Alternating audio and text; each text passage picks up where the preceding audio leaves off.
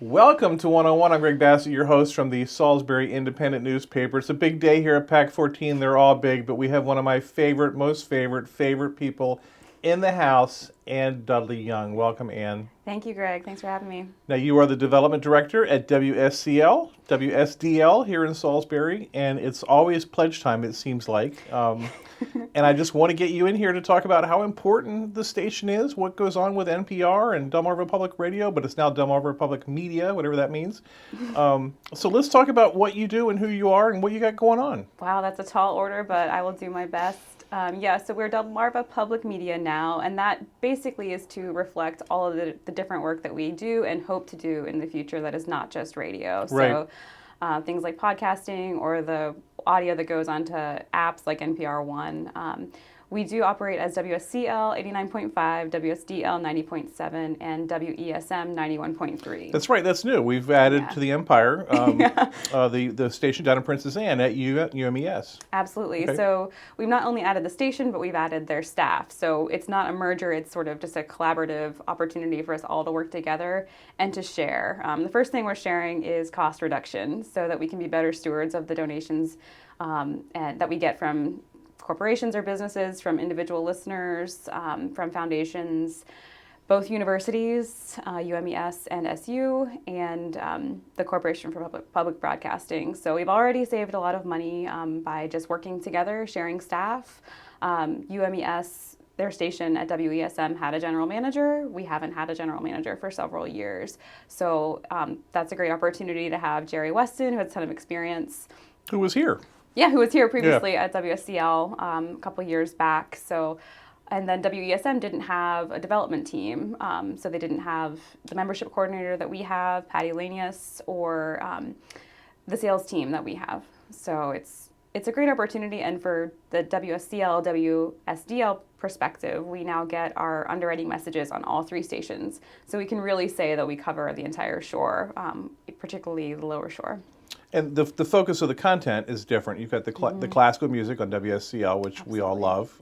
Great for certain times, especially after church on a weekend or Saturday morning even. It's great. Jazz, rhythm and jazz down at the station at UMES. And then you have news on WSDL. So you can flip to whatever genre you want.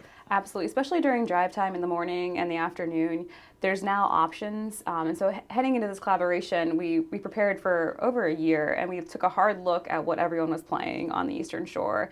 And the NPR programming, Morning Edition, All Things Considered, were being played by, depending on where you were on the shore, up to 5 or more stations are playing the same programming at the same time. So our listeners had asked us again and again, like, can we have some variety? Can one of the stations, play something different during those times, just in case you need an escape, which I think we all do at certain times in our day or just our lives or our year.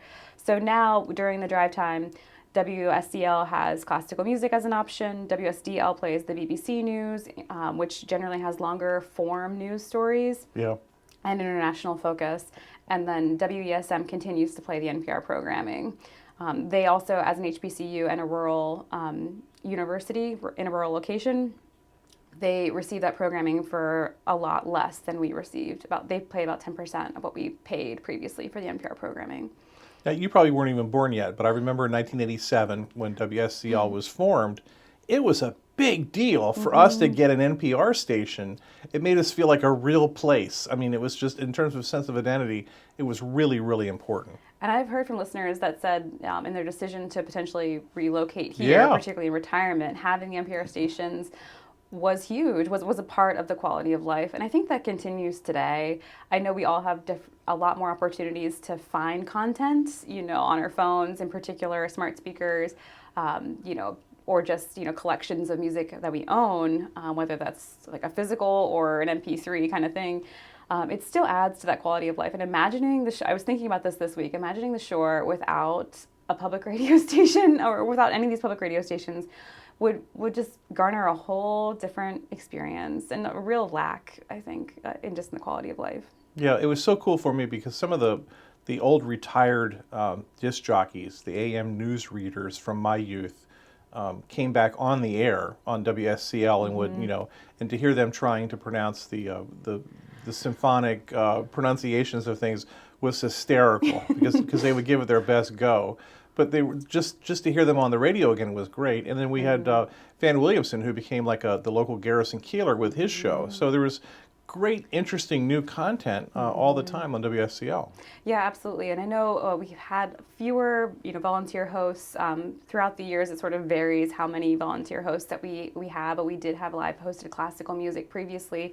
And as part of the collaboration in putting the jazz music on WSDL, we were really hoping to get that live, that warm voice on the radio. For more hours of the day. So that's one of the things that WESM provides to us, because there's nothing like that, just having somebody actually there talking to you. And I think for radio stations, whether they're public or commercially owned stations just across the country, they're moving more and more towards syndicated programming. So it may be live, but it may not be live here. And it's a real challenge because you can't beat having someone there. So we're aiming to incorporate more local programming, whether it's like the Know I Know podcast is one that we air twice a month on WSDL, or So What's Your Story? So they're locally produced, maybe not live, but getting more people involved is important. And we try our best with the small staff we have. Right. Absolutely. What's always fascinated me, coming from the Daily Times, which had a very loyal readership, you could do almost anything to those readers, treat them very badly or make screw-ups, and they still hang in there with you no matter what. And of course that eroded over time. But with you all, the loyalty of your donors, the people who listen, is just amazing. People love what you do. I absolutely agree. I think people love classical music. They love the NPR programming. They really appreciate what Don Rush does with local news, particularly in the long form with a hour-long program in 2 half-hour segments. Delmarva Today. So yes, we've had listeners that have been with us for 30 years, for the entire time that we've been here, and we're grateful to them. We really can't do it without them, and without their regular donations each and every year. We rely heavily on our listeners and our corporate supporters. We've had corporate supporters that have been with us for 15 years, and maybe there's a break here and there, but really the intention is always to get back on. Right, they always come back. Our stations, yeah, absolutely, yeah, through good and bad. So we're grateful to all the people that support us, that listen to us, particularly now, whether you donate or not. Listening is huge to us. Talk about what your financial needs are and what people can do to help. Absolutely, yeah. We try never to hold our listeners hostage by any means, and we want people to support us because they love what we do. We want you to be a part of the community that we hope to provide and produce through public radio, and we think it's important. We think having public radio changes the way our lives are each day, particularly the news programming, helping us understand the world around us from at least one or two perspectives. So I think if listeners are out there and continue listening, pay attention to what we're trying to do, we would appreciate it. If you can make a contribution, we would certainly be grateful. You can do that at delmarvapublicmedia.org, or certainly send us a check. Any contribution helps, and it goes directly toward funding our current operations. We're not raising capital funds. We're raising the funds we need to pay for the programs that we provide, particularly the classical music, the news, all the local programming, and everything we do every day. So there's lots of expenses that a lot of folks don't really recognize or realize related to the towers or the production or providing that stream. Nothing is free. So we work really hard, and we hope that the community will support us. Yeah, people don't realize how it works, that you have to pay NPR for this content. Right. You pay BBC for the content, and you try to figure out what the community wants, what's going to best suit them. Absolutely. And then try to manage that programming. It's really a complicated matrix. It really is, to sort of fill the 24/7 of right now 3 stations, and we do our best to try to find programs that are diverse, that are providing a lot of different types of music. And I think WSCL, that's something we definitely pride ourselves on, is we have classical music from different eras, new composers, new performers, live music, symphonies almost every night, and then a variety of programs, particularly on the weekends, like with choral music. We have an organ program as well, which a lot of other places don't really delve into that much diversity of classical music. So I think it's definitely an important part of what we do. Right. So we pay for programming from different vendors. So each program has its own production cost, has its own supplier, so we have to work with a lot of different organizations to get the programming to fill all of the time and to, really produce a lineup that people want to listen to.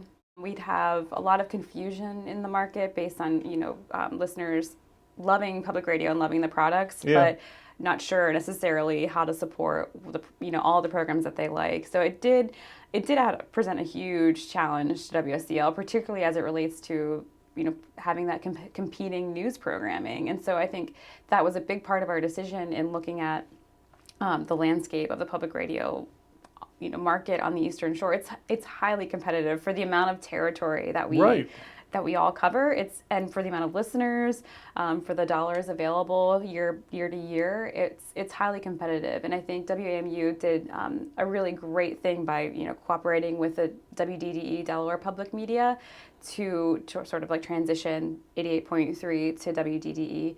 We haven't heard necessarily where that's at, so we can't really speak to the progress on that. But WDDE will bring their Delaware-based news to that signal, which is a giant signal. It's bigger and stronger than WSCL and WESM. So it definitely factored into our decision, and we're really happy to have great working relationships with WAMU, WDDE, or at least some level of cooperation. Right. But it did factor in our decision, and I think WDDE at Delaware Public Media does a great job with their news, and when they get that signal, they'll continue to do really great work for the shore. So it's a benefit to us to have more local news, I think, and they'll still provide a lot of the news programming that WAMU, or as far as we understand, they'll still provide some of the programs that WAMU airs on their all news station. But yeah, it really factored into looking at, should we provide something different in the market, provide something that other people want because they can get the news elsewhere. What is your background? How did you end up in public radio like this? Oh, it's a long story. I started out as a public relations, got my graduate degree in public relations, and wanted to specify in higher education. So that's what I did for the first 5 or so years of my career at 3 universities, including my alma mater, UMES and UNC Chapel Hill, just working with communications and higher ed. And I got into development in one of those roles. And I really like it. I really like being able to help people support something that they believe in. So when the opportunity came up at what was DPR, it seemed like a great fit because of the public relations sort of degree from the journalism school at Kent State to getting here seemed to make sense. And I loved public radio. I've loved public radio since probably high school, WYEP in Pittsburgh. So it's been an interesting route, but I think a lot of my experience has worked really well for what has presented, the challenges presented at DPR, DPM. Yeah, I remember going away to school, to University of Maryland, and hearing WETA and WAMU, never knowing that public radio even existed. Yeah. And just like a whole different point of view, not a point of view so much, but just an entertainment source, an engagement source. It was just fascinating to me, and I've always been fascinated by public radio. I absolutely agree. My first entrance into public radio was through WYEP, and I was asking a friend who was, a more seasoned listener, and I said, I don't think I've ever heard a commercial on that station, like I do, on a commercial station or country station probably in Pennsylvania. And she said, yeah, they're different. They're public radio. And that was really interesting. And even at that time, that close friend, we were teenagers. She's like, I'm going to support them. I'm going to give money to them. And we were waiting tables at the time, getting ready for college. So the idea that you could be so passionate about it was introduced early. And I've just loved public radio ever since. Now, the reputation is it's a bunch of liberals and all that. But the reality is when you listen to the content, it's not. It really is, not to use Fox News, but it is fair and balanced. It's really an amazing report on All Things Considered and the morning show. I absolutely agree. I think especially during All Things Considered in the afternoon, they have a little bit more time for stories. The story's a little bit longer than in the morning, where there's a lot of competing interests trying to get through a lot of stories in the morning. So the stories are generally shorter. But particularly in All Things Considered, they always bring in, they try to bring in, I hate to say both sides, because I feel like there's usually more than 2 sides to a story. Right. And, sometimes it's visceral, but the conversation is generally civil, which I think is good. And I do think, I definitely think it leans left, but I think they do try very hard to be as balanced as possible. I've seen the chart you're talking about, and I think the reliability is at the top, right? Yeah. And then left or right. Yeah, So, it's so top it's nice middle. to at least see that. Like Yeah. they're at the higher point. So accuracy is something that's still really important to NPR. Just an amazing group. Tell me about the Thank website real quick. Yeah, absolutely. So we have delmarvapublicmedia.org, which is a sort of landing page as we transition our website presences from ESM and SCL together. But the websites provide a lot of historical content. All the stories that Don Rush has done can be searched on there and called up and played. We have content available on the NPR One app as well. And It's a great app. It really is. Yeah. it I absolutely subscribe is. to that morning thing, the morning headline thing, which is also great. Up First? Yes, Yeah, exactly. Up First, yeah. Yes. And Yeah. the NPR podcasts are really great. They're really expanding everything they're doing. The politics podcast is great. I listen to politics podcasts all the time. Yes. Anyway, go ahead. Yeah, and Domenico had visited the shore a couple years back. Domenico Montanaro, who's the politics editor, I think the lead editor or something like that. Yeah. Yeah. So yes, I mean, generally you can get all the news stories on both of our websites or any of the long form stories, like UMES 30 is a great one where they're featuring different topics each week that are relevant to UMES, as well as, you can stream all of the, whatever's on live as far as the music goes. Okay. Tell us your website again and how much money do you want? delmarvapublicmedia.org. And it's up to the listeners to decide whatever you feel like the value of public radio is on the Eastern Shore, give that. She's Ann Dudley Young. She's the development director at WSCL, WSDL, and we're thrilled that she had time to be with us here today. Thanks so much. Thank you. Joining us now in the studio is Don Rush. He's the news guy at WSDL. Welcome, Don.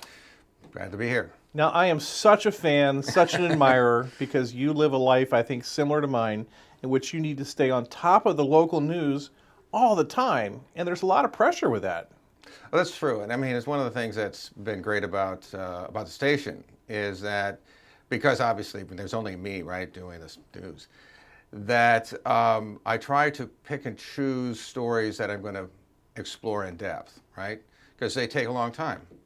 And so one of the things I found is that by doing that, I can provide the listeners and the community with something I think much greater than, for instance, if I were just saying, say, a 30-second soundbite, that kind of thing.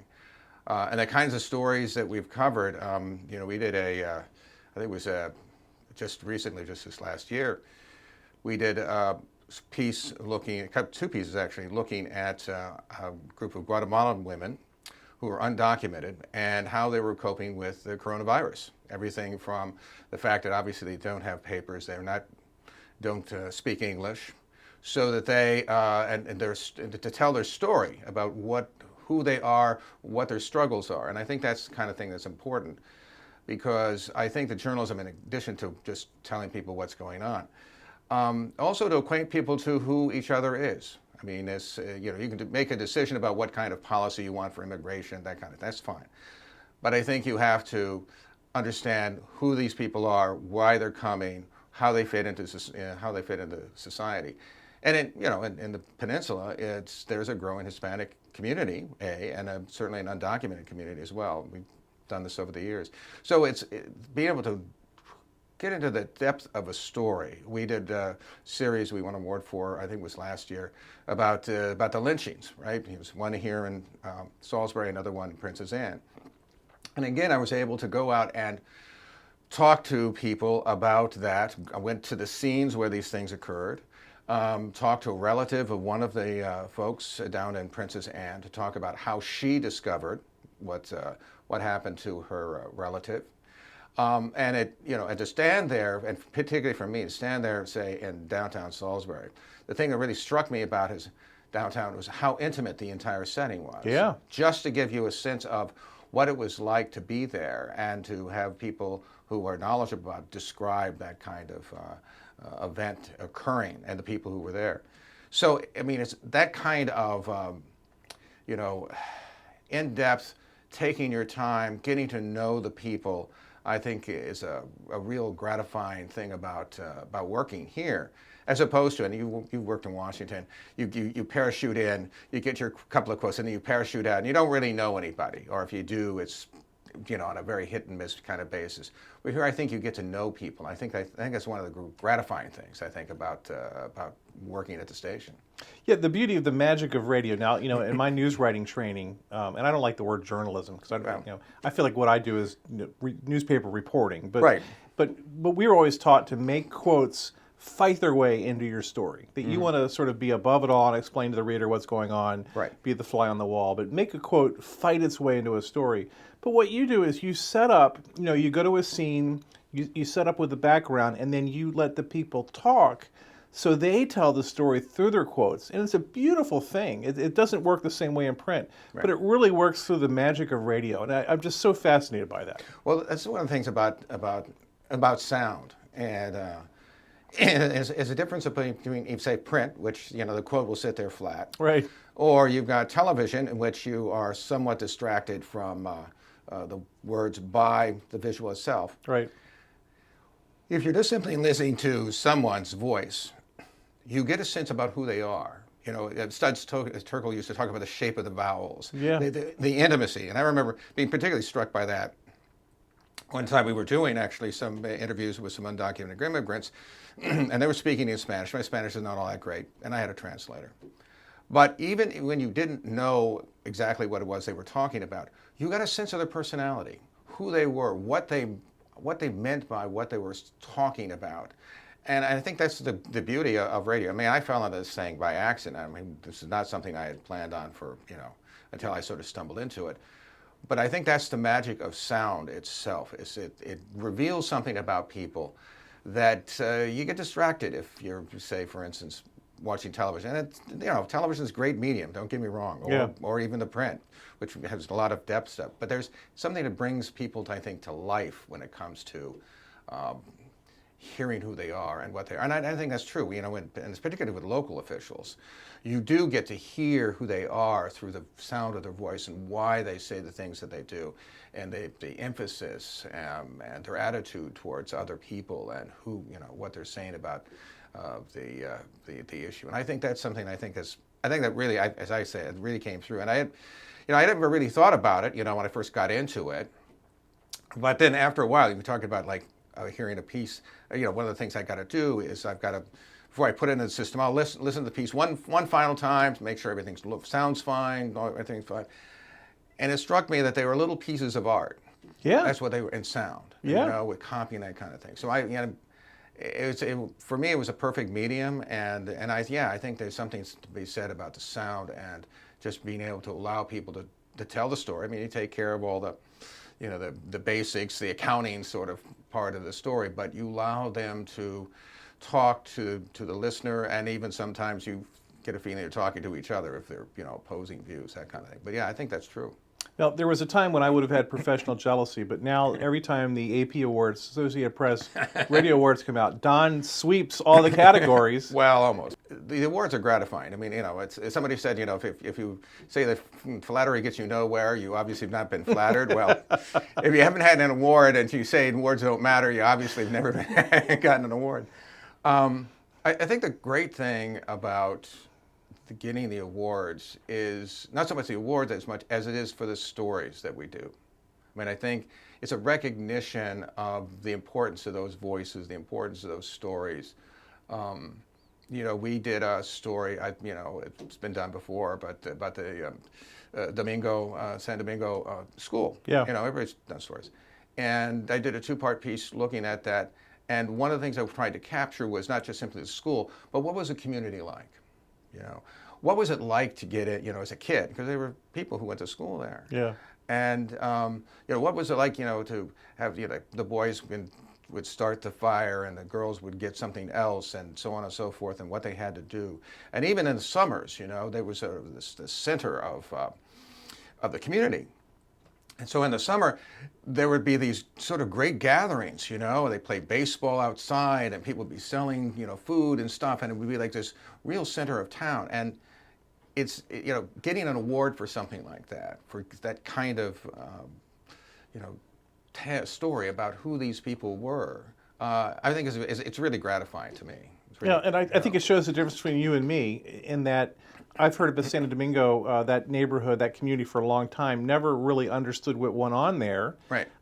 Never felt connected to find out what went on there. And then you told the story, so I was enlightened by that. In a way, it made me jealous that I never thought to go in there and to ask questions and to really learn what it meant. Well, and I think that's, the beauty of having the time to do it. You know, we did a story up in the Delaware, the school that was involved with Brown versus the Board of Education.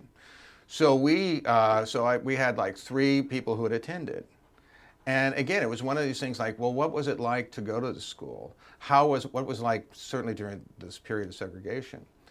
And the thing about it was that, of course, at one point, the schools are integrated, and that jarring experience between going from a school where you knew everybody, you know, and whatever tensions they were kind of familial, that kind of thing, to this racial tension, which they'd never been confronted with before. And spending the time to know who they are. I mean, I think and I think it's true also, by the way, of political figures as well. I mean, any of the mayors, you know, I've spent far more time with the mayors of Salisbury than I ever did with, say, the mayor of Los Angeles, for example, right? And after a while, you get to know who they are and to appreciate both their pluses and minuses, but the character of who they are, what their vision is, how they relate to other people. I mean, they all had styles. You know, I came here when Barry Tillman was mayor. We went through, of course, Ireton, and then, of course, we have Jake. They all have much, much different styles in terms of how they approach the city and who they are, who they see themselves as being. I mean, my favorite, people might be aghast, one of my favorite mayors as a personality is Jim Ireton. Yeah. I mean, he was absolutely fascinating. Great interview. He could be frustrating, he could be... You never knew what he was going to say. Yeah. You never knew what he was going to say. But there was this animation about him which I thought was really fascinating. Yeah. And he had, and the one thing I think that's true is that whatever flaws he had a vision for what he wanted for the city. You know, whatever other issues that came up. Yeah. And I think that really came through in many, many ways. Give us a plug for your great show on Friday, Delmarva Today. When is it? So it's on Friday at 9 a.m. From 9 to 10. There are 2 half hours. The first half hour, which I know about, is we're going to do a 15-minute interviews with Nicole Ackley and Alexander Scott, of course, in the District 2. And, of course, that'll be sort of fun to hear. And they, again, were really sort of interesting interviews, even though I only really spent about 15 minutes with each. But, again, it was great fun. And I look forward to the results of the election all around. He's Don Rush. He's on WSCL, WSDL, WESM, and we're so thrilled that he had time to be with us here today. I'm Greg Bassett from the Salisbury Independent Newspaper, another edition of One-on-One right here on PAC 14.